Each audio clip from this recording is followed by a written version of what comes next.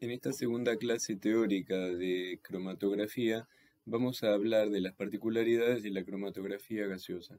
Como un anticipo, les inserté dos fotos en esta diapositiva donde en la primera podemos ver el aspecto exterior de un cromatógrafo gaseoso que tiene ciertas características particulares porque en particular esa torre que se ve arriba a la izquierda es el autoinyector, donde el equipo tiene un sistema automático con una jeringa inserta donde toma la muestra de un carrusel donde se encuentran los viales con muestras y se mueve hasta inyectarla en el inyector, que es el mismo que utilizaríamos para una inyección manual.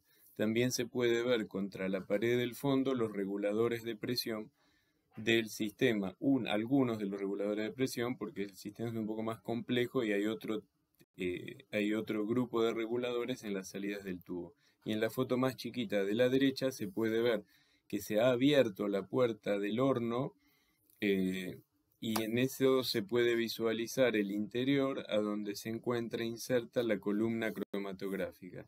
Como un adelanto, es una columna capilar, es una columna de sílice y se puede ver con ese aspecto marrón brillante el recubrimiento de poliimida que hace que la columna se vuelva un poco más resistente, como vamos a ver en las diapositivas siguientes. Acá les presento algunas aplicaciones de la cromatografía gaseosa. Dentro de las aplicaciones medioambientales es un ámbito bastante importante de aplicación de la técnica y se incluyen algunos análisis como son el caso de los pesticidas, hidrocarburos, los bifenilos policlorados, los PCB. ¿Se acuerdan que son los que se buscaban en aceites de transformadores? Y también se incluyen algunos compuestos orgánicos volátiles y semivolátiles. Dentro de los volátiles está todo lo que es el benceno, tolueno, sileno y otros muchos más que se pueden buscar en aire para evitar la contaminación en aire o en aguas también, ¿sí? Respecto de la industria de los alimentos, y bueno, mucho tiene que ver con lo que sería fragancias y aromas, que todo lo que presenta una alta capacidad de volatilización es fácil de determinar por esta técnica, y otros como serían los aceites, los ácidos orgánicos, algunos azúcares, pero que vamos a ver requieren una reacción previa de derivatización. Los ácidos grasos, todo lo que es perfil de ácidos grasos que se presenta en los rotulados nutricionales se determina por esta técnica. Las vitaminas también, muchas de las vitaminas, las que son sobre todo liposolubles, las podemos determinar por esta técnica. Los ésteres metílicos son, bueno, es una forma de derivatización de los ácidos grasos que después la vamos a ver. También se pueden determinar alcoholes y algunos otros compuestos orgánicos presentes en los alimentos.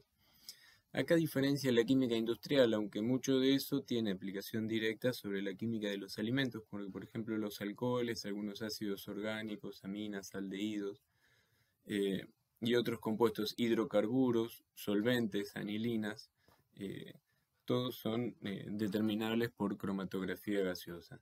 En el ámbito de la medicina, tanto farmacia como de la bioquímica, el estudio de determinados fármacos o drogas se puede realizar por cromatografía gaseosa, también algunos alcoholes, se puede hacer análisis de contaminantes en sangre, por ejemplo, una intoxicación por dióxido de carbono podría detectarse con esta metodología, aunque no es necesaria, clínicamente la sintomatología es mucho más clara. Algunos disolventes, esto sería calidad para evaluar la presencia residual de solventes en algún fármaco luego de su síntesis, por ejemplo. Y también en la industria del petróleo resulta muy importante porque todo lo que sea gases o hidrocarburos provenientes de los combustibles fósiles se puede determinar por este tipo de técnicas. Bueno, hay muchas más. Estas son algunas como para ilustrarle algunas de las utilidades de la técnica. Se habla de una cromatografía gaseosa porque, como dijimos en la clase anterior, la fase móvil es un gas. Hablamos que la fase móvil es un gas al que le llamamos carrier o gas portador, porque no interacciona con el analito, sino que lo único que hace es arrastrarlo a través del sistema. Es por eso que la fase móvil tiene que ser un gas inerte, químicamente inerte, para que no haya una reacción con el analito. Y los más comunes son el helio, el nitrógeno, el hidrógeno, o también se puede utilizar argón. Las fases estacionarias pueden ser un sólido poroso o una fase estacionaria líquida.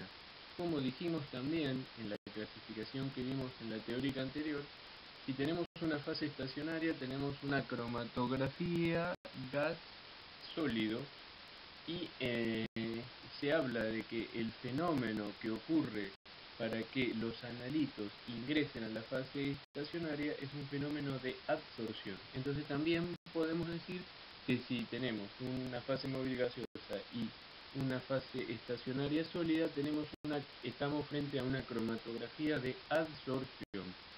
También la fase estacionaria puede ser líquida. En una fase estacionaria líquida tenemos que esta fase estacionaria se encuentra inmovilizada, ya sea sobre una superficie de relleno sólido, como podría ser el sólido poroso, que sobre la superficie de esa se inmoviliza al líquido de alto punto de ebullición, o bien podría estar en las paredes del tubo capilar, el líquido, ¿no? Entonces, en ese momento tenemos que los analitos se van a repartir entre la fase estacionaria y la fase móvil, y entonces en este caso hablamos de una cromatografía de reparto o de partición. Obviamente, si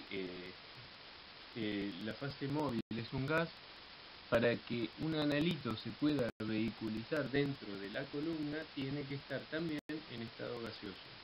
Por lo tanto, hablamos de que los analitos pueden ser gases o líquidos volátiles. Ojo, también pueden ser sólidos, como vamos a ver en la diapositiva. Pero a la temperatura de trabajo deben poder llegar a volatilizarse sin descomponerse por la alta temperatura. Los analitos van a circular por el interior del cromatógrafo en forma gaseosa, es decir, en el estado de vapor. Por lo tanto, para poder determinarse por cromatografía gaseosa, un analito debe o bien ser un gas a la temperatura ambiente o puede ser un sólido o un líquido a temperatura ambiente, pero que se volatilice de manera que a las temperaturas de trabajo, los cromatógrafos trabajan hasta 320, a veces como máximo hasta 350 grados, y por lo tanto a esas temperaturas debe ser capaz de volatilizarse. Y además de volatilizarse, debe mantenerse térmicamente estable, porque si el analito se descompone, entonces no podría ser determinado.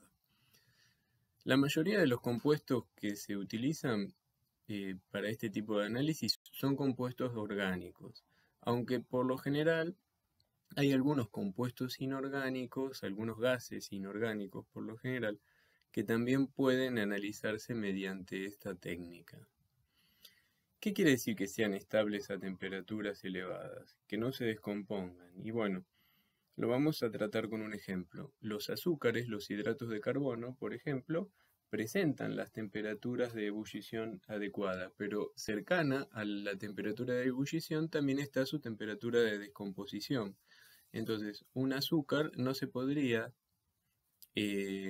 analizar en forma directa debido a que no es estable a las temperaturas de trabajo. Otra cosa que puede ocurrir para este tipo de compuestos que no son estables o para aquellos que no presentan la volatilidad suficiente para ser incorporados en el equipo es que se sometan a una reacción de formación de un derivado que se denomina derivatización. Un ejemplo común es la derivatización de los ácidos grasos, que se daría por formación de un metiléster del ácido graso. Eso hace que el producto de esta reacción tenga un punto de ebullición mucho más bajo que el ácido graso del cual proviene, con el cual se estaba trabajando, y por lo tanto la volatilidad del compuesto aumenta. Como se ve en el ejemplo, el ácido hexanoico tiene un punto de ebullición de 187 grados, mientras que su metiléster tiene un punto de ebullición mucho más bajo. Ustedes podrán decirme con mucha razón que 187 grados es una temperatura perfectamente válida para que el ácido hexanoico sea determinado en forma directa por cromatografía gaseosa, y es verdad. Pero por lo general los ácidos grasos se determinan no en forma separada, sino como perfil de ácidos grasos. Y como ustedes sabrán, en las carnes naturales o en los perfiles de ácidos grasos de los vegetales también, el ácido hexanoico no es el compuesto más abundante. Por lo general, los compuestos más abundantes son los ácidos un poco más grandes, y tanto que aumenta el punto de, la masa molar, también aumenta para esta serie homóloga el punto de ebullición. Entonces, en esos casos sí es necesaria una derivatización.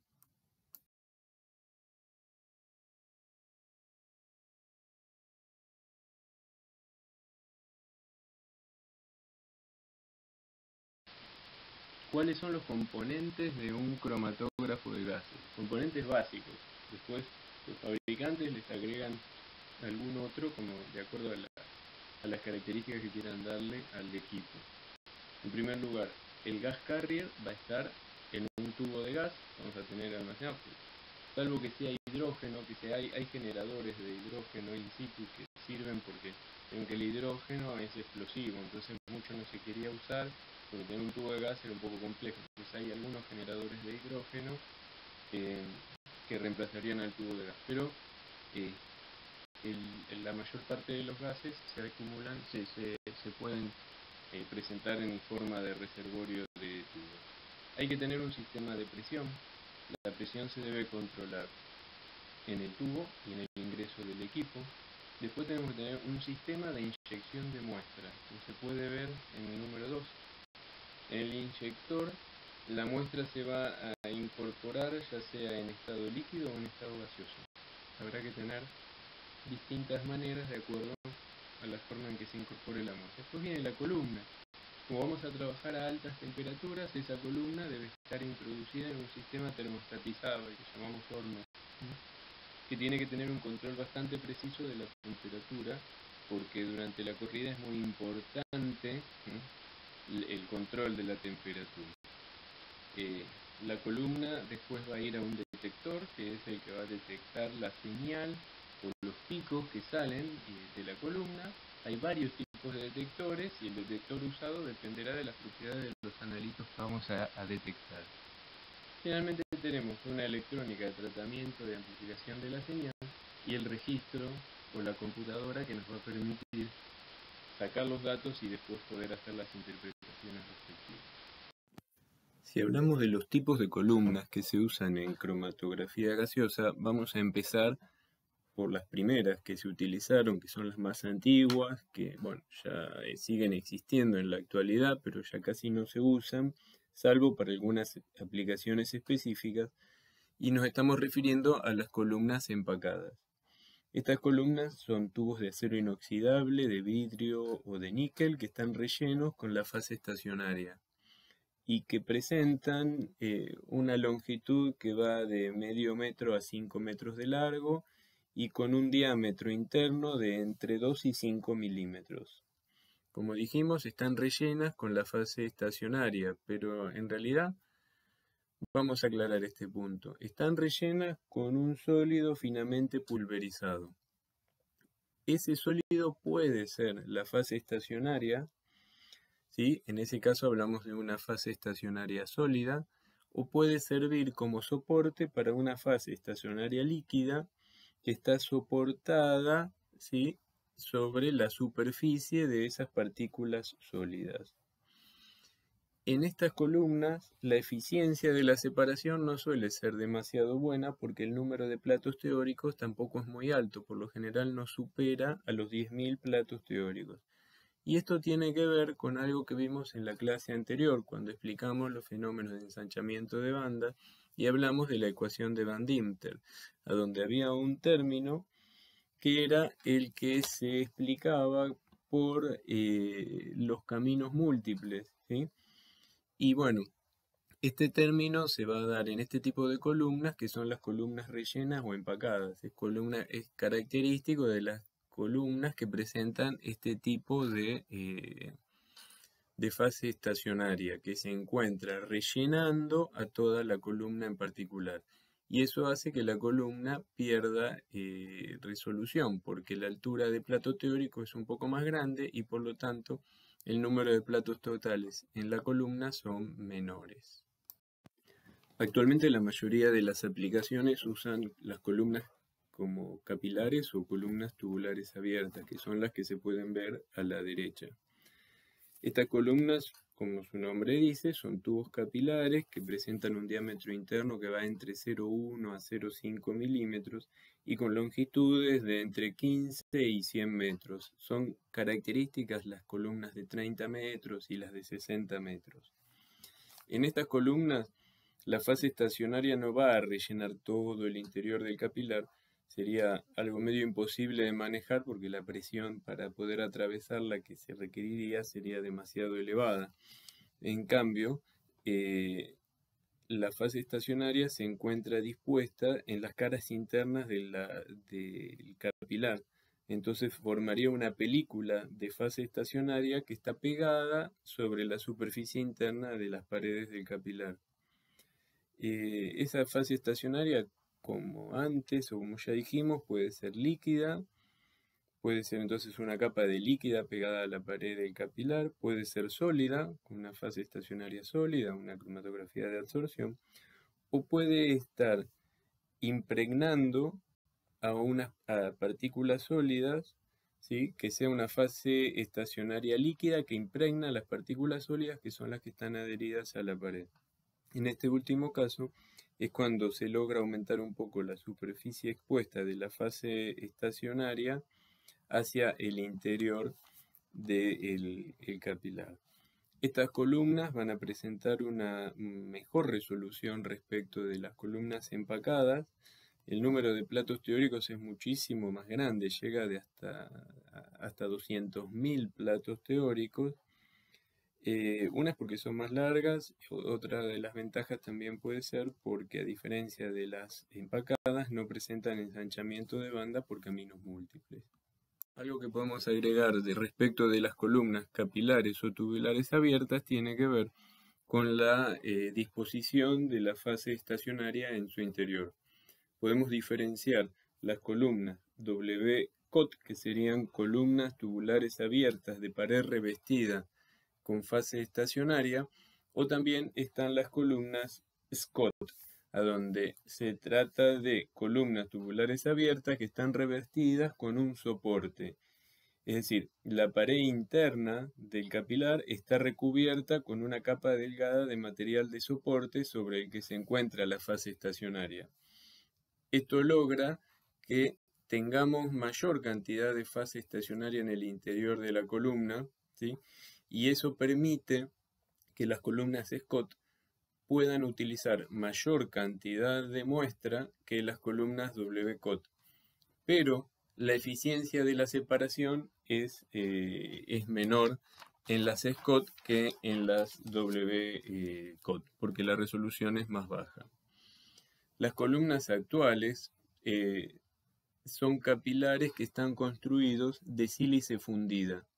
Y a esas capilares de sílice se les agregó durante la formación del capilar un recubrimiento externo de poliimida. Ese recubrimiento externo de poliimida les da mucho mayor resistencia y flexibilidad a la columna y permite hacer estas columnas más largas y que tengan menos riesgo de roturas, y aparte esas columnas el material de sílice fundida, a diferencia de las anteriores que se solían hacer de vidrio, no presenta reactividad frente a determinados analitos.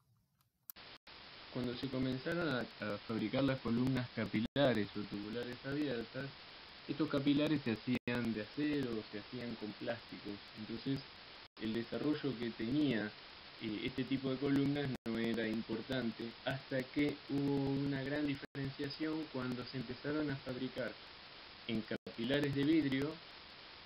Pero bueno, esto no era el tema. Los capilares de vidrio se podían fabricar desde antes, pero como sabemos el vidrio es muy quebradizo, entonces no tenía utilidad para generar este tipo de rollos que 100 metros, imagínense que se quebraría y se inutilizaría la columna constantemente. Entonces lo que se encontró es un plástico que se denomina poliimida, y se les hace un recubrimiento a los tubos de sílice por alrededor, por fuera, con esta poliimida, y le da un soporte y le da muchísima resistencia. De hecho, uno agarra un capilar y lo puede prácticamente doblar hasta formar una especie de U o juntar los extremos sin que el capilar se quiebre. Entonces sirve como soporte y aparte también sirve como una protección a la humedad. Fíjense que el diámetro interno de los capilares es verdaderamente muy pequeño, es de 0,1 a 0,5 milímetros. En fin, después también se puede ver en forma más gráfica en la parte de abajo cómo estarían dispuestas las fases estacionarias, de acuerdo a lo que habíamos explicado anteriormente. Algo a tener en cuenta es el grosor de la fase estacionaria. Se habla de que la fase estacionaria ideal tiene un grosor de una capa monomolecular de los constituyentes de la fase estacionaria, que como vamos a ver un poco más adelante, estos constituyentes de la fase estacionaria son polímeros, y esos polímeros verdaderamente son moléculas muy grandes, pero bueno, a mayor espesor de la fase estacionaria se pierde un poco de resolución, porque al aumentar el espesor de la fase estacionaria comienzan a ser más grande la penetración de los analitos en la fase estacionaria, y ahí ya se puede empezar a hablar de una especie de factor de caminos múltiples, cosa que no ocurre cuando la capa de fase estacionaria es muy angosta. Bueno, como dijimos, las fases estacionarias más habituales en este tipo de cromatografía son las fases estacionarias líquidas. Los requisitos que debe cumplir una fase estacionaria líquida es, primero, no ser volátil. Recordemos que esta cromatografía trabaja con temperaturas de hasta 300 grados. Por lo tanto, la fase estacionaria debe tener al menos 100 grados más de temperatura de ebullición que la máxima temperatura de trabajo a la que vamos a desarrollar las cromatografías. Las columnas, cuando uno las compra, indican cuál es la máxima temperatura a la que se puede trabajar.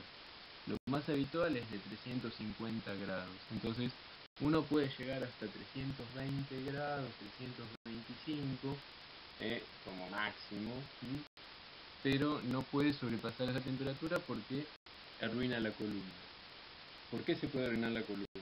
En general, esa temperatura tiene que ver con la temperatura de ebullición de la fase estacionaria, pero también tiene que ver con que la poliimida que la recubre resiste hasta esa temperatura. Si uno necesita analizar por cromatografía gaseosa algún analito con punto de ebullición que se encuentra muy al límite de trabajo o más por encima, necesita comprar una columna que sirva para alta temperatura. Un ejemplo sería, por ejemplo, si estamos analizando una grasa mineral, con, por ejemplo, un hidrocarburo que tenga carbonos por encima de 40, por ejemplo, cadenas lineales encima de 40 tienen puntos de ebullición que van a estar por encima del límite máximo. Entonces se necesita una columna que sea resistente a esa, con un límite de temperatura más elevado. Entonces, tiene que ser estable en condiciones de alta temperatura, porque si se descompone dando productos más pequeños tampoco sirve, se pierde la funcionalidad. Químicamente tiene que ser inerte. Ojo, la fase estacionaria no reacciona con los analitos, no hay una reacción química, no hay un intercambio. La interacción es de tipo física, hay disolución o no hay disolución, pero no hay una reacción química en sí. Y como la reacción es de tipo física, tiene que tener características disolventes. A eso se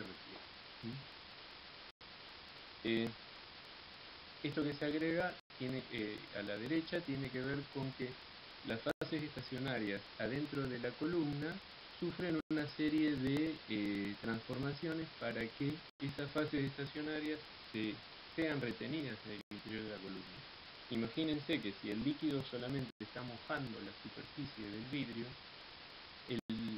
ese líquido no tendría por qué quedar retenido en el interior de la columna por mucho tiempo, sobre todo si estamos aplicando una presión con un gas que pasa por el interior de esa columna y que podría llegar a arrastrarla. Entonces es deseable que esa fase estacionaria esté anclada de alguna manera en el interior de la columna, o bien sobre la superficie del vidrio o bien sobre la superficie de las partículas inertes que le sirven como soporte.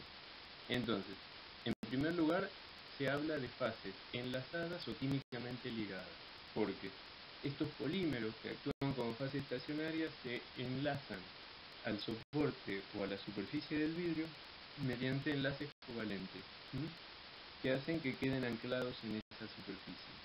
Y posteriormente, para evitar que se provoquen reacciones de hidrólisis o de desprendimiento que se pueden dar en las condiciones de alta temperatura o por presencia de algunos oxidantes, lo que se hace es una reacción de entrecruzamiento entre los polímeros, ¿sí?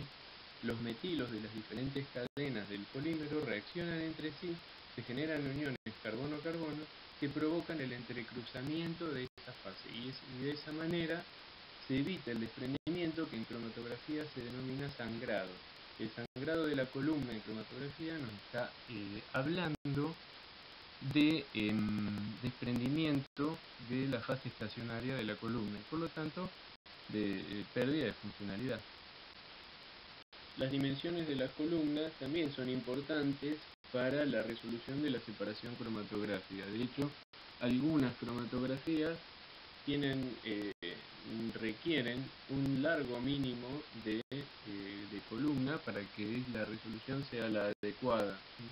Acá se puede ver un ejemplo a donde cambia el largo de la columna, aunque vamos a hablar primero del largo y en la diapositiva siguiente del diámetro interno de la columna.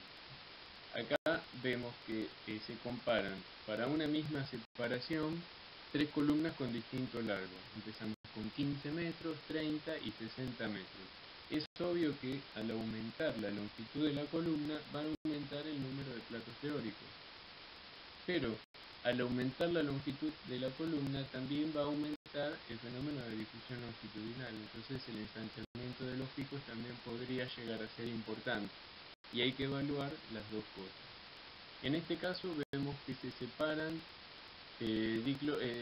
isómeros, diclorobenceno y un sec-butilbenceno, pero estos tres isómeros en lo que se diferencian es que cambia la posición de uno de los sustituyentes cloros, ¿sí? De los cloros. Fíjense, tenemos 1,3, 1,4 y 1,2 diclorobenceno. Digamos que las diferencias estructurales son bastante sutiles y la cromatografía llega a poder resolverlo. ¿Qué otras cosas nos dice esta diapositiva? Tenemos la columna es una DB1 como fase estacionaria. Después lo vamos a ver bien, pero por ahora adelantamos que una columna DB1 es una columna muy poco polar. Dice que tiene 0,25 micrómetros de espesor de la fase estacionaria. Eso es un parámetro también a tener en cuenta. El diámetro interno es de 0,32 milímetros. Es una columna de pared, es una columna abierta, entonces una columna capilar, de pared cubierta. Se trabajó a 95 grados de temperatura, dice, con helio, y la velocidad, estamos hablando de la presión, bueno, tiene que ver con el flujo del gas, que era de 34 centímetros por segundo. Los componentes, fíjense cómo van a eluir el orden de elusión. El primero en salir es el 1,3 diclorobenceno, segundo el 1,4, después sale el sec-butilbenceno y por último el diclorobenceno. En la cromatografía número 1, en decía, en la columna de 15 metros, el que está mejor resuelto, o mejor dicho, el único que está separado, es el 1,2 de clorobenceno. Cuando aumenta la longitud de la columna, los picos se empiezan a separar un poco más, al punto que en la segunda columna habría una resolución un poco más aceptable, que mejora más todavía en la de 60 metros, ¿sí? Pero fíjense que ahí está pasando otra cosa. La diferencia entre la de 30 y 60 metros es bastante fácil de observar. Si bien en la de 60 metros es la que alcanzó mejor resolución, fíjense que la altura de los picos es mucho más baja. Y eso tiene que ver con que se produjo un ensanchamiento de los picos bastante apreciable. Las áreas son las mismas, pero la dispersión es mayor. Entonces, respecto de la de 30 y 60, logramos mejorar la resolución en la de 60, pero se incrementó un poco el ancho de los picos. Entonces, estas son las dos cosas que tenemos que contemplar. Acá se ve el efecto del diámetro interno en la resolución de la cromatografía. El sistema es el mismo que en el caso anterior. Tenemos la misma columna con fase estacionaria muy poco polar. Lo único que cambia es el diámetro interno. En el primer caso, en el de la izquierda es de 0,32 milímetros y en el de la derecha 0,25 milímetros. Los compuestos a separar son exactamente lo mismo. Lo que cambia un poco es la presión de las columnas, porque a menor diámetro interno se requiere mayor presión para lograr la circulación del mismo caudal en la columna, que sería de, acá no está especificado, pero es el mismo que en el caso anterior, sí, 34 centímetros por segundo. A ver, lo que se ve pareciera contrario a lo que uno espera. Si el diámetro interno es más grande, la cantidad de fase estacionaria es mayor. Pero al tener el mismo caudal de gas, la altura del plato teórico es inversamente proporcional al diámetro interno. Entonces, a mayor diámetro interno, mayor altura de plato teórico. Eso hace que el número de platos teóricos totales no sea exactamente el mismo y que se consiga una mejor resolución con una columna de menor diámetro. Y también se consigue un mayor tiempo de retención. ¿Cuál es la contra de una columna de mayor diámetro? Y la contra es que bueno, como dije, mayor presión de operación y la capacidad de muestra es menor. No puedo poner la misma cantidad de muestra porque saturaría mucho más rápidamente la fase estacionaria. Dijimos que la fase estacionaria es una fase estacionaria químicamente inerte respecto de los analitos. Entonces, ¿cómo dijimos que tiene que ser la interacción y que la fase estacionaria tiene que tener propiedades de disolvente? Es decir, la interacción no va a ser química entre el analito y la fase estacionaria, sino que va a ser una interacción física de disolución o de no disolución. Para que el analito pase a la fase estacionaria se tiene que disolver. Entonces existe una regla que sería lo similar disuelve lo similar. Y eso es lo que tenemos que tener en cuenta cuando vamos a elegir una fase estacionaria. Si los analitos que queremos determinar son solutos no polares, entonces la fase estacionaria va a tener que ser muy poco polar. Mientras que por el contrario, si tenemos solutos muy polares, entonces la fase estacionaria tendrá que ser muy polar. Pero si la polaridad de mis analitos es intermedia, y bueno, la polaridad de la fase estacionaria también deberá ser intermedia. Ejemplos de solutos no polares pueden ser los hidrocarburos saturados, los hidrocarburos olequímicos, los hidrocarburos aromáticos, halocompuestos, mercaptanos, sulfuros, sulfuro de carbono, todos esos son muy poco polares, mientras que en el extremo de los muy polares tenemos los alcoholes, los aminoalcoholes, los ácidos carboxílicos, ácidos polipróticos, polifenoles. Todos esos compuestos son muy polares. Y dentro de los intermedios tenemos, bueno, aldehídos, cetonas, ésteres, fenoles, oximas, nitrocompuestos. Y de acuerdo a cada uno de esos, tendremos que ser muy hábiles en la selección de la fase estacionaria para que pueda servir para la separación. Recuerden, la interacción es física, no química. Por lo tanto, no se va a unir nada químicamente a la fase estacionaria porque eso la inutilizaría. Las uniones químicas son uniones permanentes, entonces nosotros necesitamos interacciones. Los de disolución, redisolución son a través de interacciones moleculares débiles que son las responsables de esta disolución y equilibrio de separación. Las fases estacionarias líquidas son polímeros y de acuerdo a la estructura del polímero podemos lograr la polaridad o la no polaridad de esta fase estacionaria. Las dos estructuras básicas más comunes son la del polisiloxano y la del polietilenglicol. En el caso del polisiloxano podemos ver que hay un polímero formado por silicio y oxígeno, y los sustituyentes del silicio serán los que le darán las características más o menos polares a esa fase estacionaria. En el caso del polietilenglicol vemos que en la estructura tenemos muchos átomos de oxígeno, y esos átomos de oxígeno son los que le dan la polaridad. Entonces, el polietilenglicol siempre va a ser una fase estacionaria polar, mientras que el polisiloxano dependerá de los sustituyentes, la polaridad que se le dé. Acá se puede ver el efecto de la polaridad de los sustituyentes y cuáles son los sustituyentes típicos que se usan.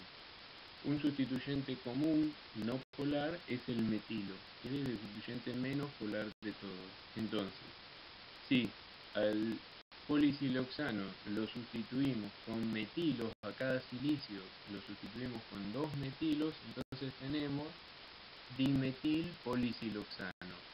Si solo tenemos en la estructura metilos, estamos hablando de una fase estacionaria no polar. Ahora, también podemos usar como sustituyente el fenilo.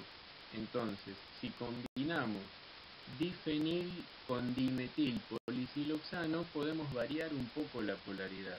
El fenilo es un poco más polar que el metilo. Entonces, supongamos que el 5% de los silicios los vamos a sustituir con difenilo y el 95% lo vamos a sustituir con metilos. Entonces estamos frente a una difenil dimetil polisiloxano con un grado de sustituyente del 5% en difenilo y 95% en metilo. Y esta fase estacionaria también es una fase estacionaria no polar. Ahora, incrementamos el grado de sustitución con fenilos, aumentaríamos la polaridad, alcanzando una columna de polaridad intermedia entre 35 y 65% de sustitución con difenilos y el resto, es decir, 65 y 35% con dimetilos. Entonces, en esos casos, aumentamos la polaridad a una columna, una fase estacionaria de polaridad intermedia. Fíjense que, de acuerdo a los sustituyentes, también cambia el rango de temperaturas de aplicación, y la temperatura máxima puede mejorar al punto que con 65% de difenilos la temperatura máxima de trabajo llega a ser de hasta 370 grados. Otro sustituyente posible es el cianopropilo, que es un poco más polar que el fenilo. Y en este caso, en el segundo ejemplo, fíjense que tenemos que la sustitución se da para un silicio sería por un cianopropil y un fenilo. Entonces sería un cianopropilfenilo. Si a eso se lo combina con metilos, con una proporción, por ejemplo, de 65% de cianopropilfenilo y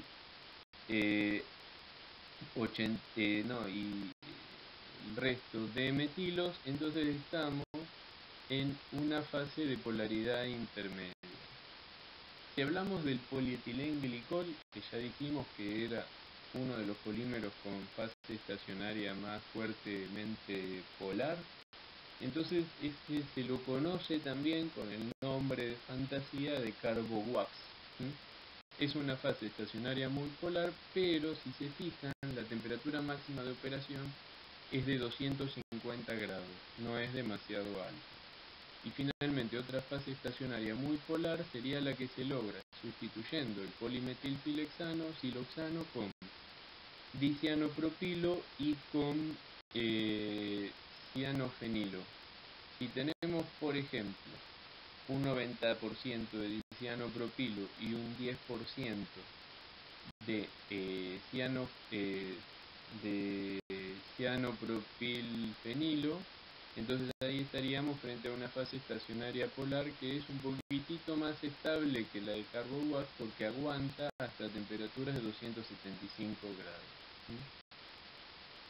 Comercialmente existen un montón de fases estacionarias, variantes distintas y que cada uno de los fabricantes la propone para la separación de determinados tipos de compuestos.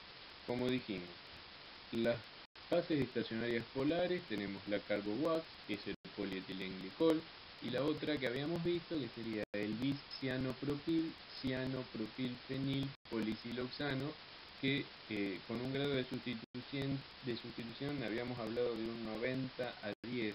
¿Sí? Dentro de las no polares estarían los polisiloxanos sustituidos con dimetilos o difenilos, y acorde que al incrementar el porcentaje de difenilo, entonces ahí aumentaba un poco la polaridad. Como se puede ver en el dibujito de la derecha, tenemos la difenil dimetil polisiloxano y cómo sería más o menos su estructura espacial. Hay otras de polaridad intermedia como el cianopropilfenil dimetil o el polisiloxano. Y en la de abajo, a la izquierda, se ve un dibujito espacial de una fase estacionaria que sería, es distinta, pero fíjense que cambia la estructura polimérica básica, donde el fenilo está incorporado a la estructura, pero bueno, es una fase estacionaria un poco rara. Y finalmente hay unas fases estacionarias polares, pero no se preocupen que no las vamos a ver en este curso, donde trata de separar isómeros por quiralidad. Es interesante, pero bueno, sobrepasa el alcance de este tema. En el ejemplo de los dos cromatogramas se puede ver el efecto de la polaridad de la fase estacionaria en la separación de una serie de compuestos polares y más o menos polares. En la primera, en la de la izquierda, en el cromatograma de la izquierda, hay una fase estacionaria no polar de metil polisiloxano. Y en el cromatograma de la derecha, la fase estacionaria es polar, es un carbowax. En las dos columnas, el resto de las variables son comunes, porque tenemos un micrómetro de espesor de fase estacionaria líquida, el diámetro interno de la columna es de 0,32 milímetros y son columnas de 30 metros de longitud. Son capilares y la separación se hizo en los dos casos a 70 grados. Dentro de los analitos que vamos a separar tenemos acetona, propanol, butanol, pentanol, son todos compuestos de una polaridad bastante elevada, pero eso está mezclado con otros compuestos que no tienen una polaridad tan elevada, como por ejemplo que son más bien no polares, como el pentano, hexano, heptano y el octano. Lo que se ve también en la tablita es el punto de ebullición. Son las dos cosas que tenemos que tener en cuenta en la cromatografía: la polaridad y el punto de ebullición, que son los dos que van a regir el orden en que salgan del cromatógrafo. En primer caso,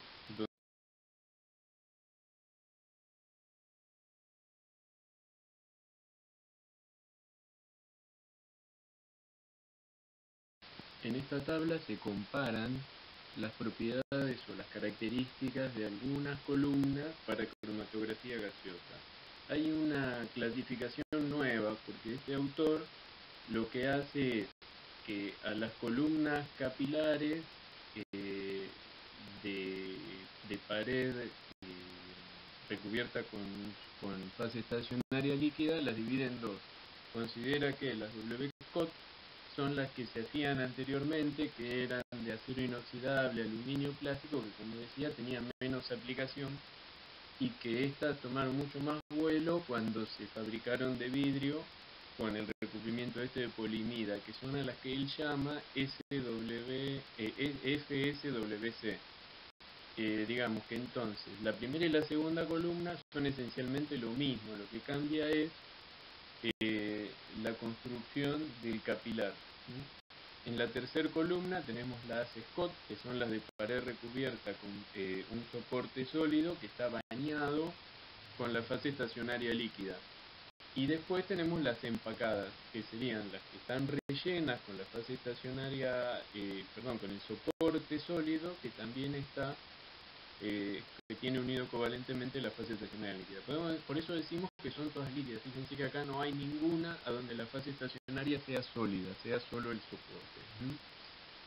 Cuando las comparamos podemos ver que las longitudes, y bueno, dependen, las que son capilares van a tener una longitud que estará entre 10 y 100 metros, mientras que las empacadas son entre 1 y 6 metros, son mucho más cortas. El diámetro interior va a ser más chiquito para las capilares, pero lo que se vio es que con la fabricación de estas columnas de vidrio se pudo reducir mucho más el diámetro que cuando la columna era de otro material. Fíjense que los diámetros están entre 0,1 y 0,3, mientras que para las de WCOT más antiguas está entre 0,25 y 0,75 milímetros. Al ser de menor diámetro, la eficiencia de la separación es mejor. En las Scott, que son las que tienen la pared recubierta con partículas sólidas, el diámetro es un poquito más grande que para las capilares de vidrio. Y por supuesto, en la empacada, el diámetro necesariamente tiene que ser más grande y está entre 2 y 4 milímetros, es mucho mayor. La eficiencia también cambia. Las de vidrio están entre 2000 y 4000 platos teóricos por metro.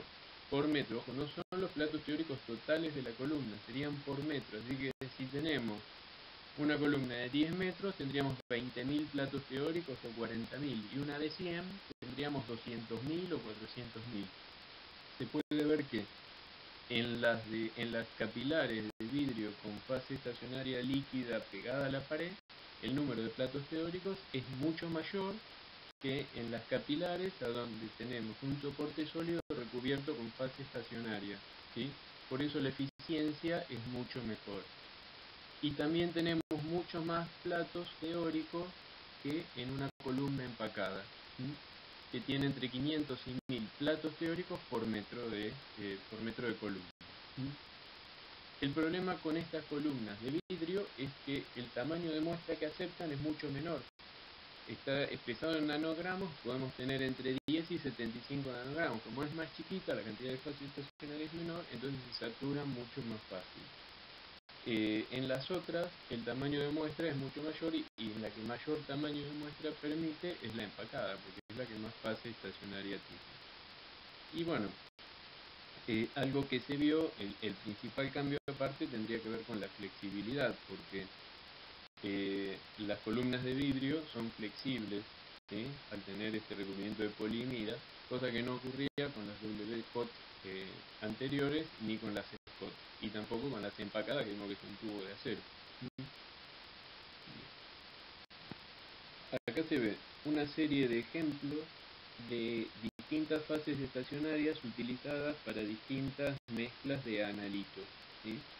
Entonces, lo que podemos ver es fases estacionarias muy poco polares, como por ejemplo el polidimetilsiloxano, donde se separa una mezcla de alcoholes. Entonces ustedes me dirán, bueno, pero los alcoholes son compuestos polares, ¿cómo que se separan con polidimetilsiloxano? Y sí, dependiendo de la estructura de la polaridad del alcohol, cada compuesto va a tener una parte polar y una parte no polar. La parte no polar del alcohol estaría dada por la porción hidrocarbonada, mientras que la parte polar estaría dada por la diferencia de polaridad entre el OH y la parte hidrocarbonada. Entonces, en este caso, evidentemente, se pueden separar alcoholes con esta columna a través de las interacciones hidrofóbicas más que de interacciones polares. En el caso B, lo que se van a determinar son alcaloides, y la columna que se usa ya tiene un 5% de fenilo, así que todavía sigue siendo poco polar o no polar. Los alcaloides, recuerden, un alcaloide es, por ejemplo, la cafeína, donde tenemos una estructura con características poco polares, pero también tengo ciertos puntos polares que están dados por los grupos, algunos sustituyentes polares con heteroátomos, como el nitrógeno y como el oxígeno.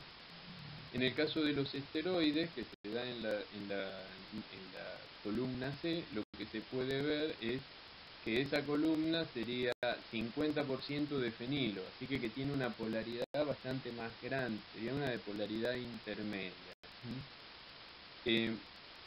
Compuestos aromáticos clorados, por ejemplo, pueden ser algunos pesticidas, por ejemplo, organoclorados, y en el caso de se usa una columna sustituida con politrifluoropropildimetilo, siloxano. El trifluoro le da características más polares que el metilo, entonces en ese caso sirve para compuestos clorados, como sería lo que se separa en este caso. Ahora sí, en el caso de los alcoholes en sangre, en la columna D, está una columna de polietilenglicol. Esa sí es una columna muy polar, y por eso esta es la aplicación más correcta para la separación de alcoholes. En el último caso, que es el aceite de colza, y bueno, lo que se estará separando en realidad, lo malo de estos ejemplos es que no da los nombres, a ver, los clasifica genéricamente, pero no sabemos cuáles son los componentes. En los aceites, lo que vamos a tener son ácidos grasos, por lo general, ácidos grasos, triglicéridos, algunos esteroles, ¿sí? Pero la separación de estos son compuestos muy poco polares, entonces acá tenemos policianopropildimetil siloxano 50%, por lo tanto que la columna tiene características más o menos polares, pero los ácidos grasos se pueden esterificar, aunque eso acá no está especificado, entonces lo más probable es que haya pasado eso, que se utilice esto, y a pesar de que el ácido graso tiene una cabeza polar, que sería el grupo carboxílico, y una cola no polar, que sería la porción hidrocarbonada, hay que ver cuál es la característica predominante que se utilizó para la separación. Esto es solo un repaso porque ya lo vimos en la clase anterior, pero la eficiencia en la cromatografía gaseosa y en la cromatografía líquida se puede cuantificar a través de la altura equivalente del plato teórico. Cuanto menor es la altura equivalente del plato teórico, mayor cantidad de platos teóricos va a tener en una columna, y por lo tanto la eficiencia de la separación va a ser mejor. Y esa eficiencia se podía cuantificar a través de la ecuación de Van Diemt, que estaba formada por tres miembros, ¿sí? Un miembro, la parte A, donde es independiente de la velocidad lineal de la fase móvil, la parte B, que es inversamente proporcional a la velocidad de difusión, a la velocidad lineal de la fase móvil, y la parte C, que es directamente proporcional. Estos serían factores de ensanchamiento de bandas. Recuerden que en cromatografía gaseosa, un factor de ensanchamiento de banda que hay que incorporar es el que implica la inyección lenta. Si la inyección es lenta, hay un ensanchamiento de banda porque los solutos se van desplazando a medida que van ingresando a la columna. Pero en este caso, si tenemos columnas empaquetadas, van a estar presentes los factores A, B y C. El factor A es el factor de caminos múltiples, ¿sí? Entonces, ese factor A solo está presente en columnas empacadas, porque en las columnas capilares el factor de los caminos múltiples no debe existir, porque idealmente la fase estacionaria es una capa monomolecular del polímero, y por lo tanto no hay posibilidad de caminos múltiples. Por lo tanto, el ensanchamiento de bandas se reduce a la distribución longitudinal y a los tiempos de equilibrio entre las dos fases. Ya mencionamos que las columnas empacadas están rellenas con la fase estacionaria, que puede ser una fase estacionaria sólida de partículas finas, o pueden ser estas partículas que actúan como soporte porque están recubiertas por un líquido no volátil que sería la fase estacionaria. Estas columnas en la actualidad se usan mucho menos que las columnas capilares porque, como vimos, son mucho menos eficientes en las separaciones cromatográficas y solo aplican algunas determinaciones en particular. Lo que cabe aclarar es que los equipos deben adaptarse según el tipo de columnas que se vayan a utilizar. Algunos equipos permiten la conexión de las columnas capilares, pero para la conexión de la columna empacada se deben hacer ciertas adaptaciones porque los flujos de gases son distintos, las presiones son distintas y los conectores de la columna al equipo también se modifican. Dijimos que estaban rellenas con fase estacionaria. Esa fase estacionaria puede ser o bien una tierra de diatomea, que las tierras de diatomea no son otra cosa que esqueletos fósiles de algunas algas. En realidad, en respecto de la granulometría o de la forma, son muy parecidas a lo que es la arena, ¿sí? Una arena muy fina. Y están exteriormente silanizadas porque se busca de esa manera reducir su polaridad. Recuerden que tanto los esqueletos de algas como la arena están principalmente compuestas de silicio y el silicio, de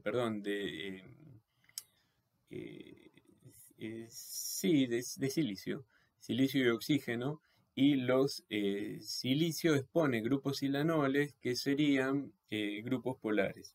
Y lo que se busca hacer durante la silanización exterior es reducir esa polaridad.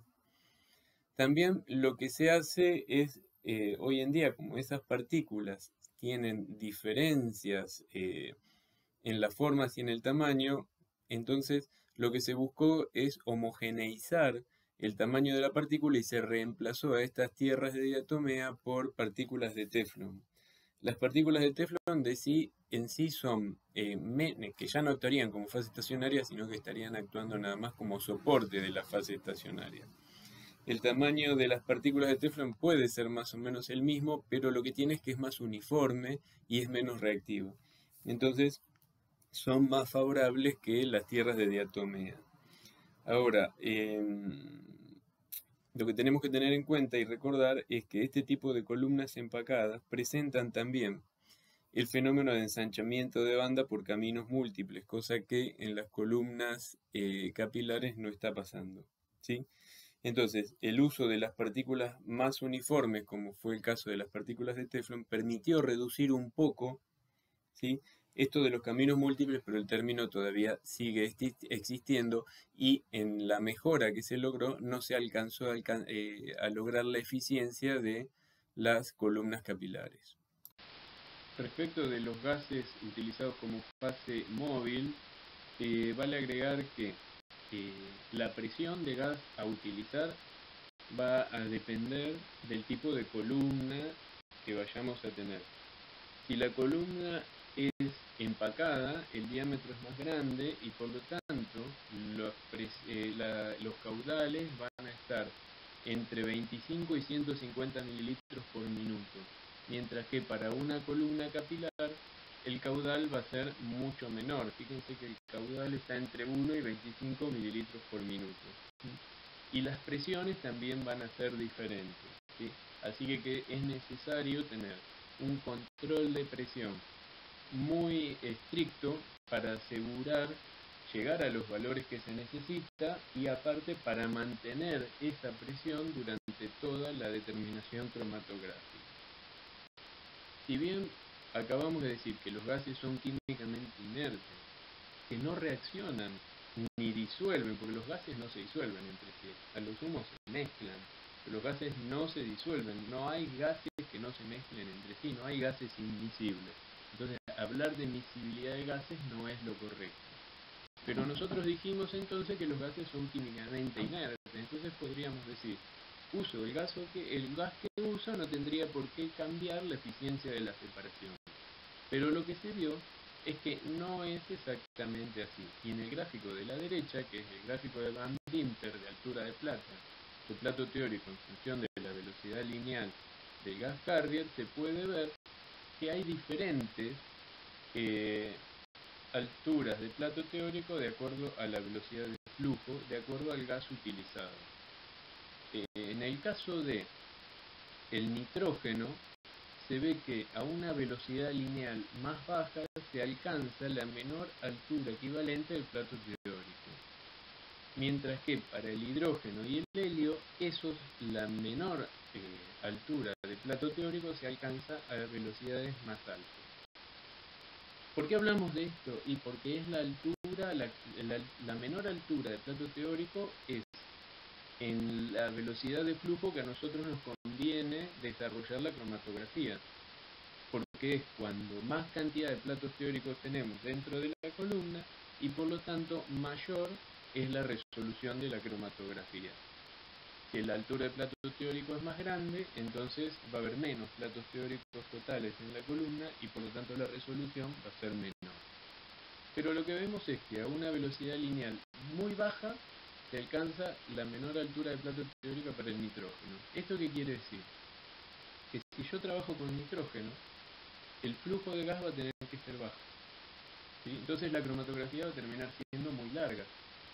En cambio, si trabajo con hidrógeno, el flujo, puedo trabajar con un flujo de gas mucho más rápido, mucho mayor. Entonces, la cromatografía es más rápida y la resolución es mejor y la velocidad de la cromatografía es mayor, ¿sí? Recuerden, el objetivo de una cromatografía es obtener la resolución adecuada en el menor tiempo posible. Si los gases son inertes respecto de los gases utilizados como fase estacionaria son inertes respecto de los analitos, entonces ¿por qué pasa esto?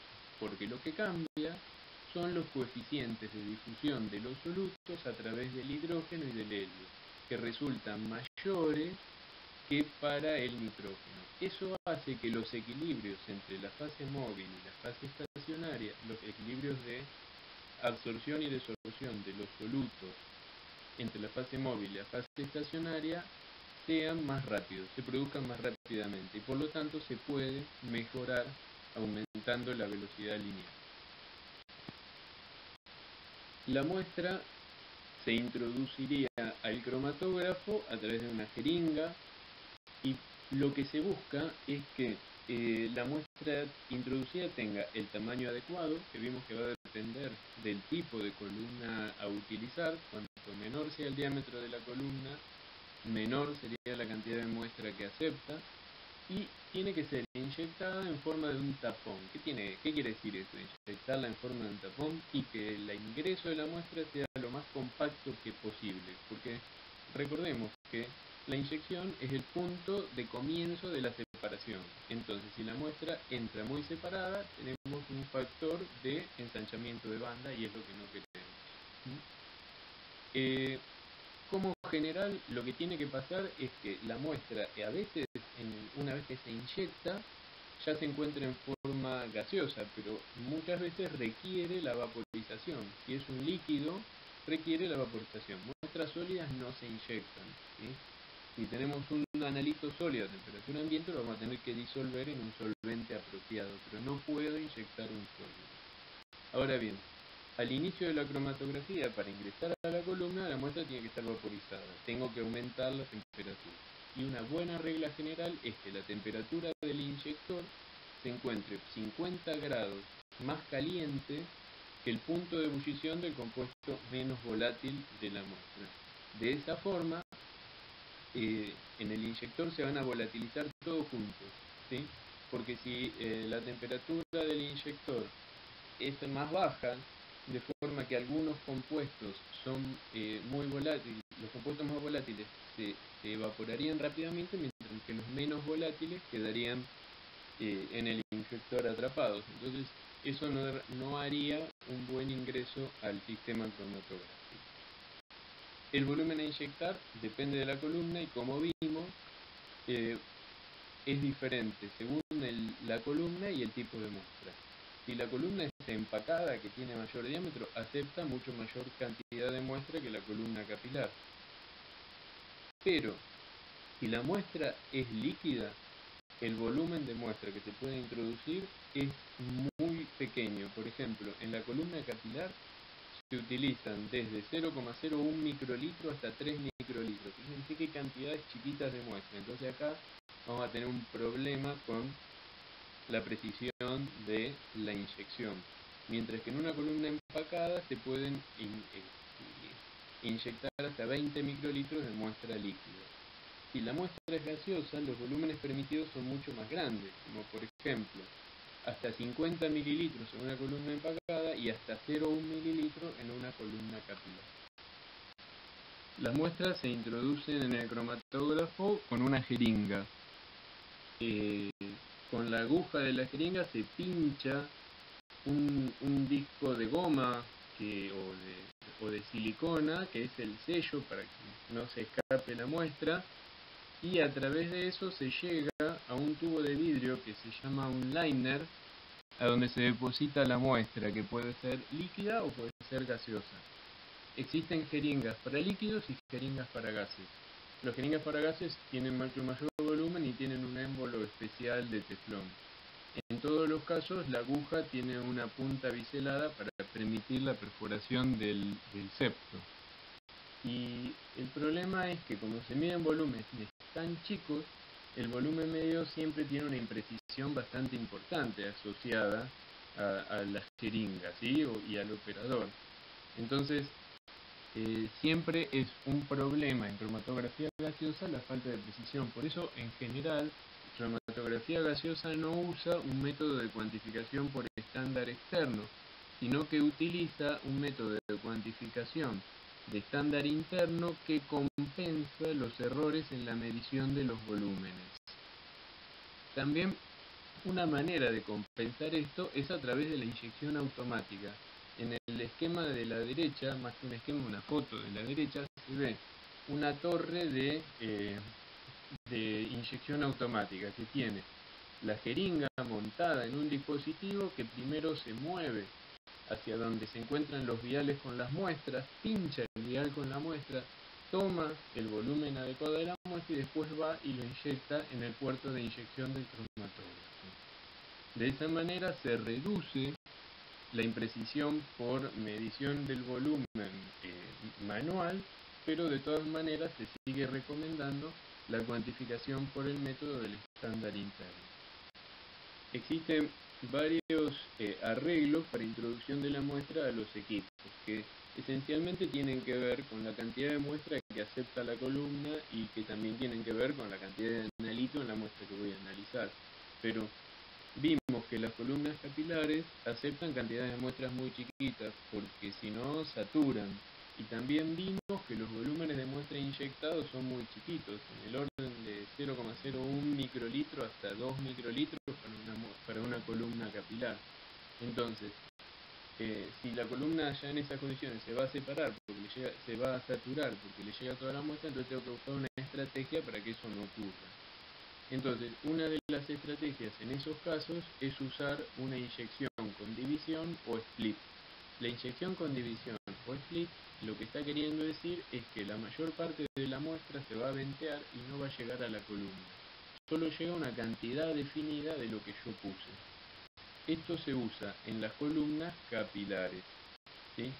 Y en muestras a donde el contenido de los analitos a determinar es mayor del 0,1% de la muestra, es decir, donde tengo probabilidad de saturación de la columna. Entonces, lo que se hace es usar un liner especial. Este liner especial tiene un lugar a donde se va a producir la división. A ver, ¿cómo sería esto? La muestra es pinchada, como siempre, a través del septum, que se puede ver ahí. El septum va a ir al liner. El liner es un tubo de vidrio. Ese tubo de vidrio va a llegar, está dentro de un dispositivo a donde siempre tenemos una entrada constante de gas carrier, como por ejemplo dice ahí, de 102 mililitros. Una pequeña porción va a la purga del septum, pero el resto va a ser vehiculizado a la parte inferior del liner, del cuerpo del inyector, para pasar a la columna, atravesando el liner por donde se encuentra la muestra.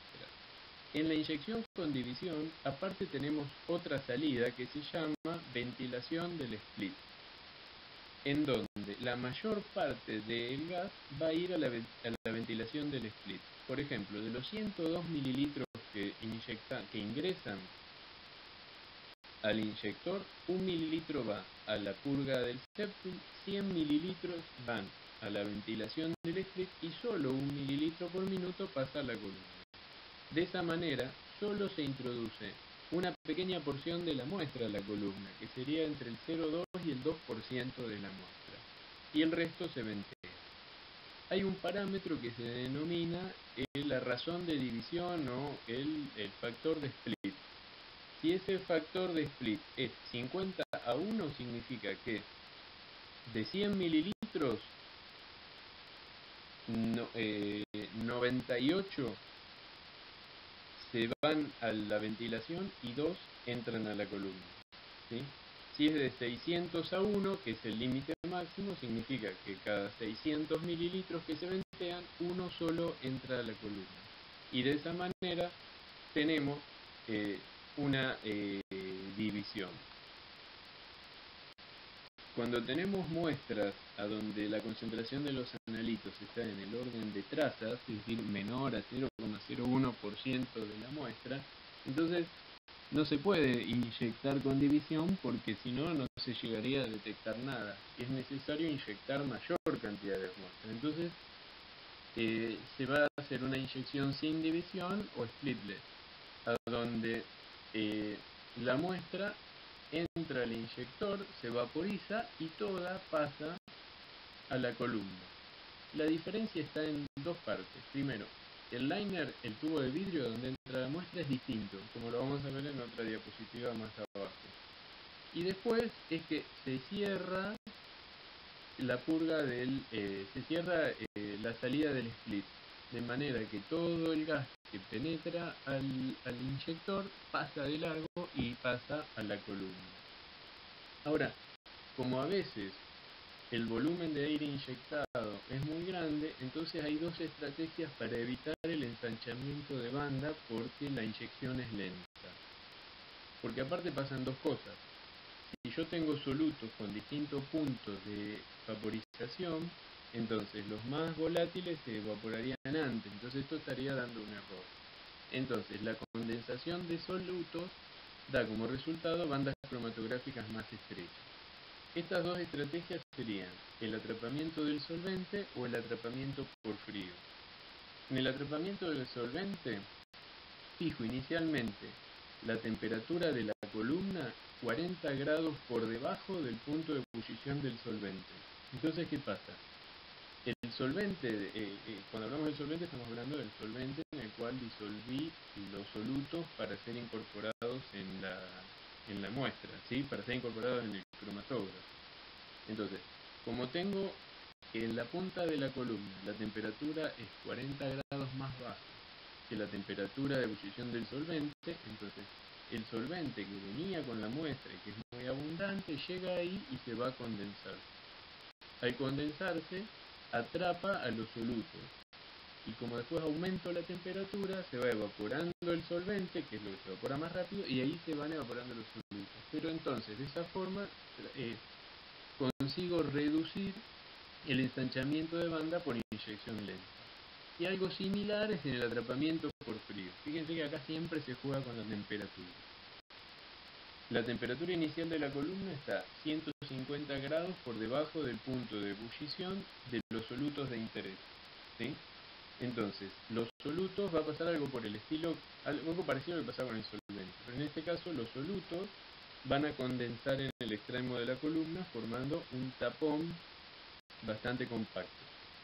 Si después aumenta la temperatura, entonces los solutos van a ir evaporándose de acuerdo a la temperatura de ebullición, y de esa manera puedo evitar que los solutos vayan entrando separadamente a la columna. Acá se pueden ver distintos liners, aunque están cabeza para abajo, porque los liners van al revés. La parte más angosta es la que va para abajo. Dentro de los distintos liners tenemos los liners para inyección en split.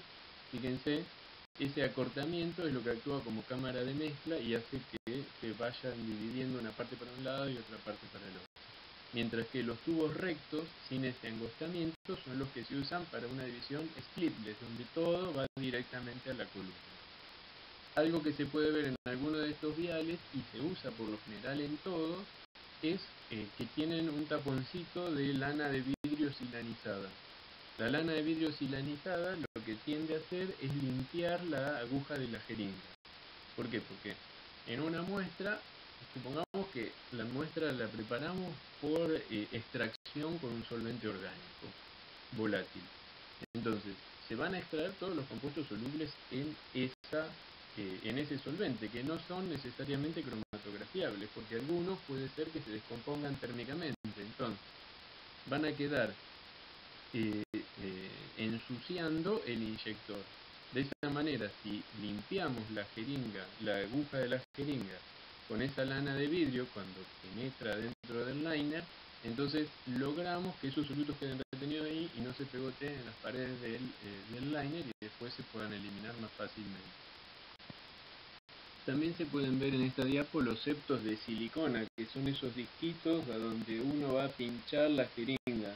Imagínense que los septos de silicona mucho no van a durar, así que cada 100 más o menos, cada 100 inyecciones hay que cambiar ese septo de silicona, porque si no empieza el agujerito que hace la aguja empieza a ser importante como para que el gas pueda escapar del sistema dando una caída de presión. Entonces los septos se cambian regularmente y los liners se ensucian habitualmente. Entonces por lo general se le cambia esa lana de vidrio silanizada y se lavan con algún solvente adecuado. Después de mucho tiempo se pierde esa capa interna del silanizado, por lo tanto deben cambiar.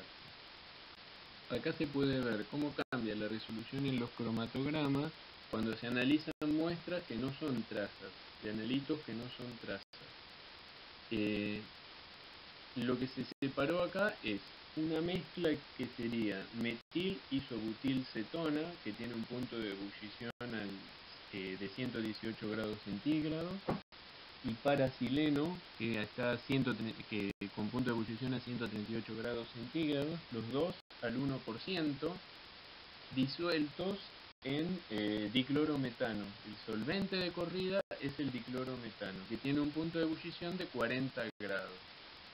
Lo que se hace es separarlas en una fase estacionaria que es moderadamente polar, como sería el cianopropil fenilmetilsilicona, o polisiloxano sería, no silicona como dice ahí. Entonces, y bueno, en una columna capilar, obviamente, y que tiene 10 metros de longitud, el espesor de la fase estacionaria es 0,25 micrómetros, y la columna está a 75 grados. En los tres primeros grafiquitos están a la misma escala, pero en el cuarto lo que habría que hacer es no está en escala respecto de la altura, que debería ser mayor, y ahora vamos a ver por qué. Si hacemos una inyección split, a donde solo entra una pequeña porción de los analitos a la columna, se observan picos bien definidos y angostos, a donde el solvente siempre aparece primero, es el que tiene menor punto de ebullición, y después aparecen los picos 2 y 3 bien resueltos y bien cuantificables, porque se puede hacer una buena integración del área de los líquidos. ¿Qué pasa si se cierra la ventilación del split y toda la muestra accede a la columna? Y se ven que los picos van a estar poco definidos, porque hay colas bastante importantes, porque la columna está sobrecargada del analito. Entonces se pierde resolución y se ven estas colas y la poca definición que se ve ahí. Obviamente el área de cada pico es mucho más grande, porque la cantidad de analito que llegó al detector también es mucho mayor, pero ese cromatograma no está bien resuelto. En el tercer caso hicieron lo mismo que en el segundo, pero a los 30 segundos de la inyección abrieron la válvula de split. Entonces parte de ese analito se perdió, llegó menos a la columna, pero aún así hay saturación de solvente, los picos son bastante amplios, están resueltos, pero son bastante amplios y no son formas muy deseables que digamos en lo que es la cromatografía. Mientras que en el cuarto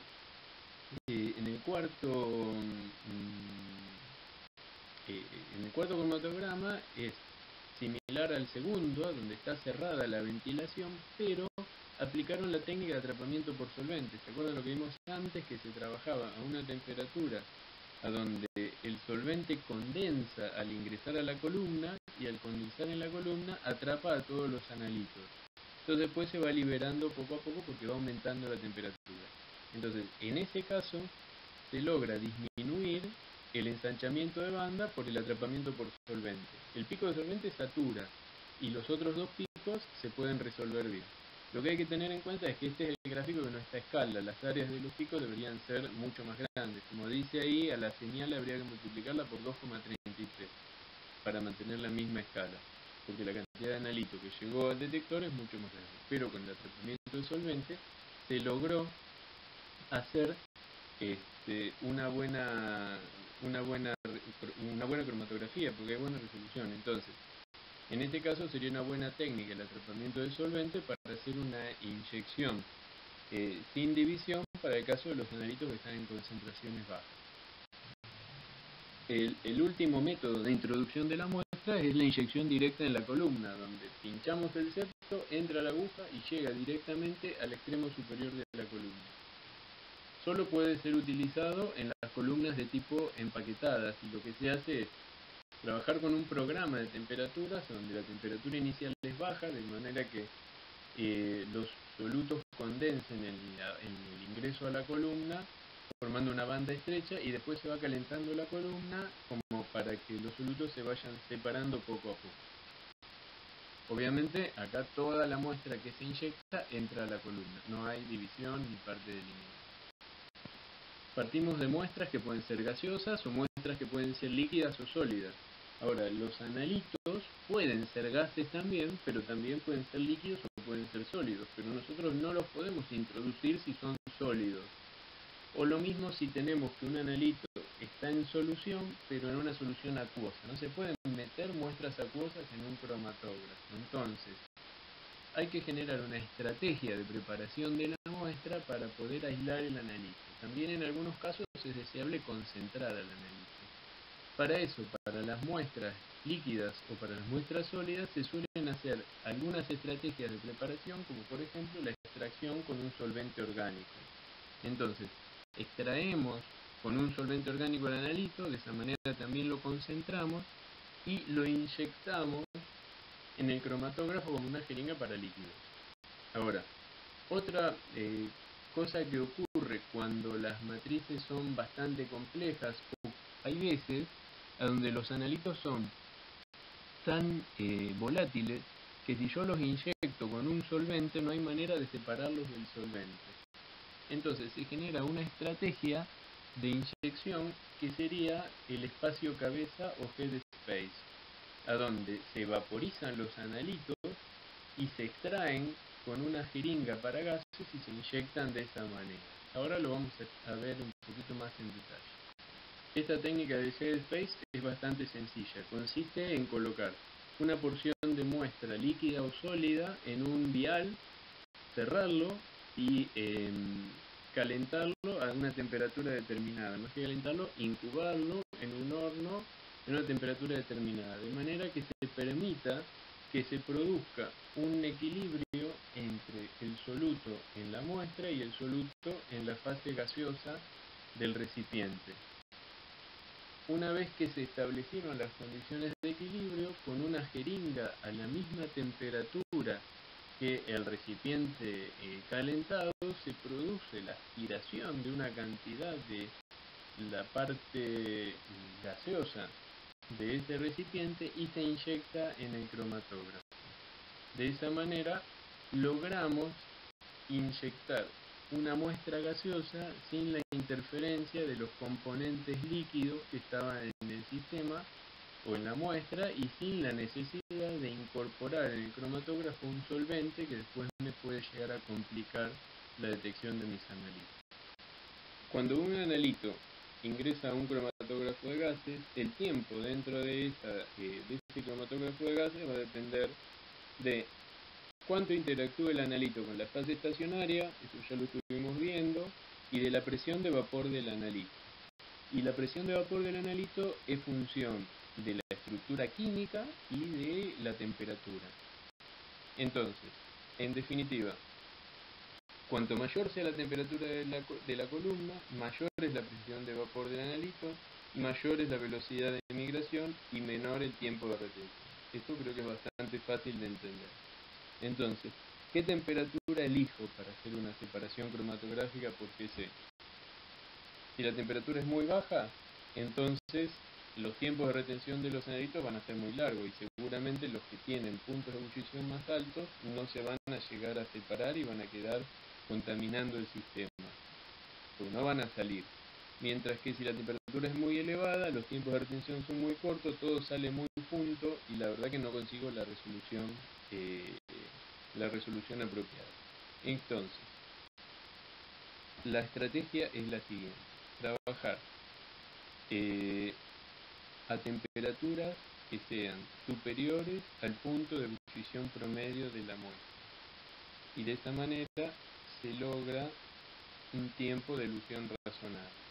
Ahora, si los puntos de ebullición de la muestra son muy variables, entonces en ese caso, más que utilizar una única temperatura de elusión, conviene utilizar una programación de temperatura, a donde lo que se hace es trabajar inicialmente a un valor bajo de temperatura e ir incrementando estratégicamente la temperatura hasta un valor más elevado, donde después se vuelve a llegar a un equilibrio de temperatura, ¿sí? Este incremento de la programación de temperatura puede ser lineal, puede ser escalonada, puede ser lineal. Todo depende de la técnica que requiero, de lo que no tengo que separar. Entonces, hablamos de una elusión isotérmica si la temperatura de la columna, es decir, la que da el horno, se mantiene constante a través de toda la corrida cromatográfica.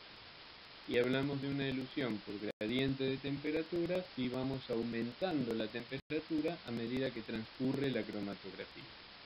Acá se puede ver unos ejemplos, donde en los dos primeros casos, en el caso A y en el caso B, tenemos una cromatografía de tipo isotérmico.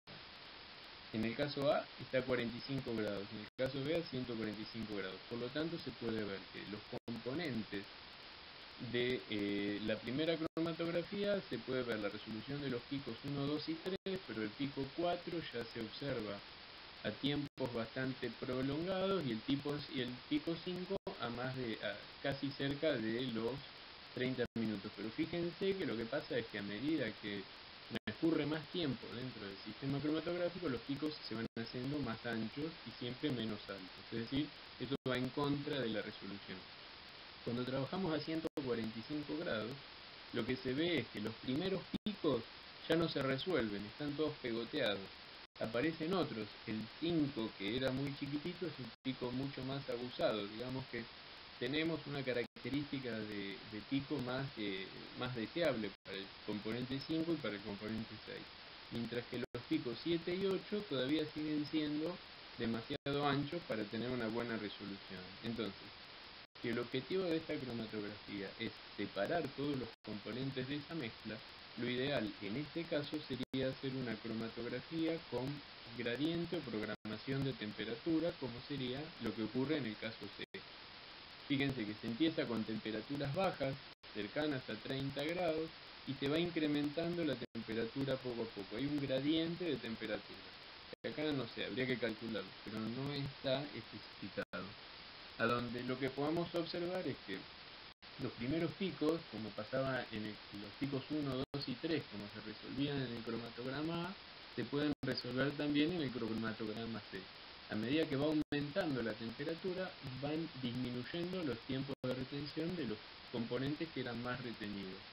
Y de esa manera se consigue la separación en un tiempo razonable.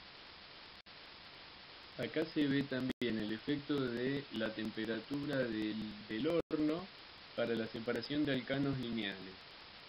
Es interesante el caso de los alcanos lineales porque siempre presentan un mismo patrón de distribución. Si ponemos una nafta, por ejemplo, donde tenemos una serie de alcanos desde carbono 6 hasta carbono 12, 13 más o menos, vamos a poder ver unos picos regulares con la misma diferencia del tiempo de retención que corresponden a los alcanos, a la serie de alcanos que van incrementándose sucesivamente por el incremento de un carbono por vez. Entonces tiene una forma de peine. Después en la nafta hay otras cosas, pero todos los alcanos se pueden ver con esta distribución lineal. En este caso lo que se observa son distintos gradientes de temperatura. Todos lograron resolver la muestra, pero con distintos tiempos de separación. En el primero tenemos un aumento de temperatura de 20 grados por minuto, en el segundo de 40 grados por minuto y en el tercero de 60 grados por minuto. Y se puede ver que la resolución se logró, pero los tiempos de la cromatografía se redujeron muchísimo al incrementar la pendiente del gradiente de temperatura. Como dice en la diapositiva, al aumentar la presión de entrada de los gases, entonces también estamos aumentando el caudal de la fase móvil y por lo tanto van a disminuir los tiempos de retención. Esto es porque la presión de vapor de los analitos también se puede controlar con la presión de los gases que utilizamos como carrier, que serían los gases aplicados a las columnas, y esto puede reemplazar a los aumentos o los gradientes por aumento de temperatura, como ya explicamos anteriormente. Existen cromatografías a donde se reemplaza el gradiente de temperatura por un gradiente de presión. Eso se suele aplicar sobre todo en aquellos casos donde los analitos son lábiles y se destruyen con el aumento de la temperatura, aunque la aplicación de los gradientes de presión es un poco más limitada que los de gradiente de temperatura y por eso su utilización es inferior. Algunos analitos muchas veces presentan una escasa volatilidad como para ser analizados por cromatografía gaseosa. Entonces, muchas veces se suele recurrir a una reacción química para generar un producto que tenga un menor punto de ebullición y permita que una mejor determinación por cromatografía gaseosa. Eso se lo denomina derivatización, aunque también en algunos casos el objeto de la derivatización puede ser mejorar la detección o el rendimiento de la cromatografía. Ahora, hay algunos ejemplos de derivatización. Las reacciones generales de derivatización suelen ser la sililación, la acilación o la alquilación. Depende del tipo de compuesto orgánico que se va a hacer, en el caso de que se va a analizar. En el caso de la sililación, lo que se hace es reemplazar un hidrógeno ácido por un grupo alquílico, y esta es la reacción que se suele utilizar para derivatizar el colesterol, y que el colesterol sea mucho más volátil y se pueda analizar por cromatografía gaseosa. En el caso de la acilación, lo que se reemplaza es un hidrógeno activo en un grupo ácido, por ejemplo, en un alcohol, en un grupo, en un sustituyente amino, en un sulfuro, con un grupo alquilo o un anhilo, y se forma un éster, por ejemplo. En el caso de los ácidos se forma un éster. El ejemplo serían los ácidos grasos, que forman los ésteres metílicos y suele usarse para hacer perfil de ácidos grasos en alimentos o en algunos otros materiales biológicos. Y también se usa este tipo de reacción para derivatizar a los aminoácidos, ¿sí?, que por lo general no se pueden determinar de otra manera en cromatografía gaseosa.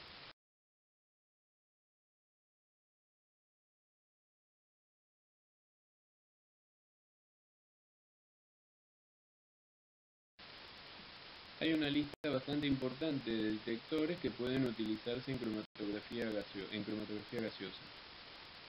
La aplicación o la elección de uno u otro dependerá del tipo de compuestos a determinar, porque esos detectores pueden responder a alguna propiedad determinada de los analitos. o van a responder, mejor dicho, a una propiedad determinada de los analitos. Algunos son universales porque pueden detectar todos los compuestos orgánicos que se pueden analizar por cromatografía gaseosa, pero otros son más específicos y responden a alguna propiedad particular de algún grupo de compuestos, y por lo tanto solo los voy a poder utilizar con buena sensibilidad para determinar ese tipo de compuestos. Y bueno, y además van a variar de acuerdo a las menores cantidades que puedo detectar. Por lo general, los detectores universales son los que menos sensibilidad van a presentar, mientras que los específicos van a detectar cantidades más pequeñas de determinados compuestos. Pero bien, los dos tipos de detectores lo que van a generar es una señal. Esa señal me va a dar un pico. Ahora, ¿cómo yo sé que ese pico corresponde a un compuesto determinado? Y por lo general lo que se hace es, siempre se trabaja con un estándar. Entonces con ese estándar se compara el tiempo de retención de un compuesto que yo conozco y se le dice que por default el tiempo de retención en el cromatograma de la muestra corresponde a ese mismo compuesto. Pero eso no es del todo así. A veces suele haber algunos inconvenientes porque el tiempo de retención del compuesto depende del entorno total de mi analito. En una muestra es muy distinto al de un estándar. Hay algunos detectores, solo dos, que son capaces de identificar un pico de un compuesto sin la presencia sin la necesidad de un estándar de concentración conocido. Y estos serían el espectrómetro de masas y el espectrómetro infrarrojo con transformada de Fourier.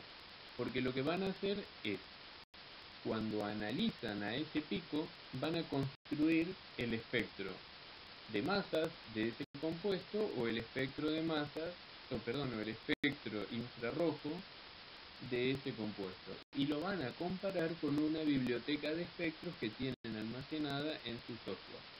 Por lo tanto, pueden identificar el porcentaje de homología entre los espectros obtenidos y los espectros almacenados, y de esa manera se considera una identificación positiva de cada analito en cada uno de los tipos. El resto, simplemente lo que van a hacer es comparar los tiempos de retención con los de los estándares. El detector FID, o de ionización de llama, responde a los átomos de carbono en un compuesto orgánico. Es un detector que se dice que responde a la masa de carbono. Pero bueno, en realidad no es tan así. Solo responde a los compuestos con carbono e hidrógeno. Entonces es un detector ideal, por ejemplo, para usarlo con hidrocarburos. Lo que pasa es que cuando eluye la muestra de la columna, llega a un mechero donde previamente se mezcló con hidrógeno y aire y se produce una llama. Cuando hay presentes átomos de carbono, se generan como consecuencia de la combustión unos radicales carbono-hidrógeno que en presencia de oxígeno se van a ionizar. Como consecuencia de esa ionización hay asociados un colector, un ánodo y un cátodo. Hay un colector de iones positivos a donde se aceleran esos iones y se genera una corriente. Pero la corriente solo se genera en presencia de moléculas orgánicas carbonadas. En su ausencia no habrá corriente. Entonces se dice que es un detector universal porque responde a las moléculas orgánicas carbonadas, que son todas las que se pueden analizar por cromatografía gaseosa, pero en realidad no es tan universal porque hay algunos compuestos a los que no responde, como los carbonilo y los grupos carboxilo, como tampoco responde a los alcoholes, a los halógenos y a las aminas, y aparte, es insensible al dióxido de carbono, por ejemplo. Entonces, de universal no tiene nada. Pero bueno, es un buen detector para los compuestos hidrocarbonados, exceptuando los que mencionamos.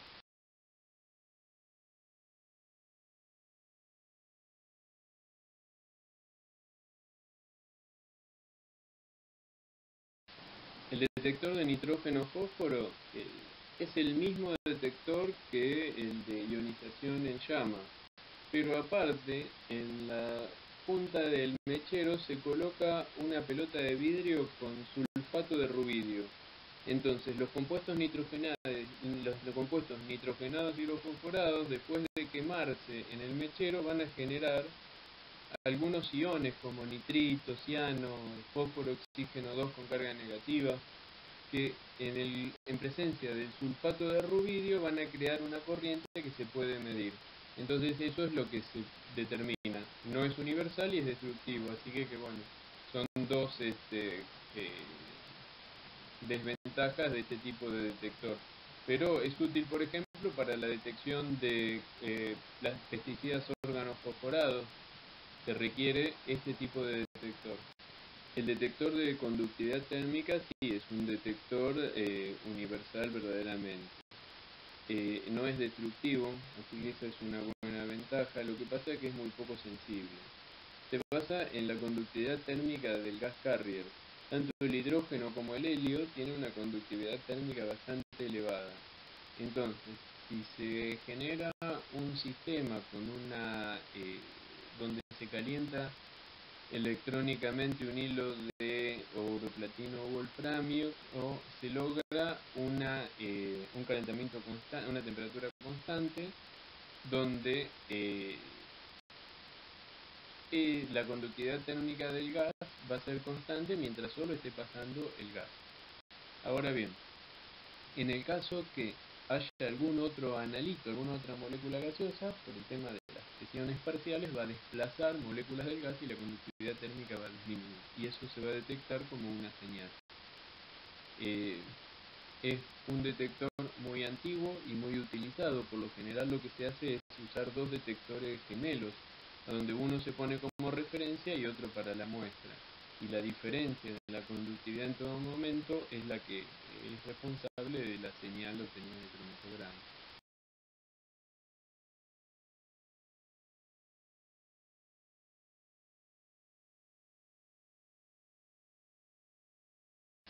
El detector de captura electrónica es un buen detector para aquellas moléculas orgánicas con grupos funcionales con gran electroafinidad, por ejemplo halógenos, los que tienen heteroátomos bastante con diferencias de conductividad importante.